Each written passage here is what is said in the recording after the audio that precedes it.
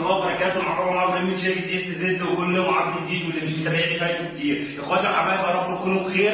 انا النهارده يا جماعه جايب لكم عرض تحفه. انا هنا اهو هندسه جايب لكم عرض تحفه. اللاب اللي انتم بتحبوه اتش بي 725 جي 2. اللابتوب ده بيجي بمعالج اي ام دي اي الجيل السابع برامات 16 وهارد 256 اس اس دي، رامات وعرض قابلين للزياده. والجهاز يا جماعه بحاله الزيرو زي ما انا معودكم. الناس بتحب تشوف الكلام ده اهو يا جماعه. الحاله زيرو انت اللي بتشيل اللزقه في ايدك. بص كده لزقه الشاشه، بسم الله ما شاء الله. الحالات كلها عندي كده اهوت.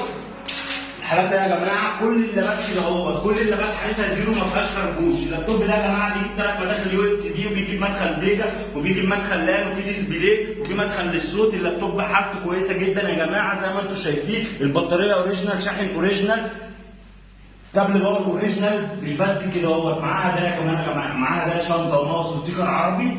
السعر يا جماعه تحفه. السعر يعني هقول والله انا 4300 حتى نفاذ الكميه يا جماعه. الحاله زيرو، رامات 16 وعرض 256 اس اس دي. الرامات والعرض اللي فيه عاملين 1700 جنيه لوحدهم. شكرا.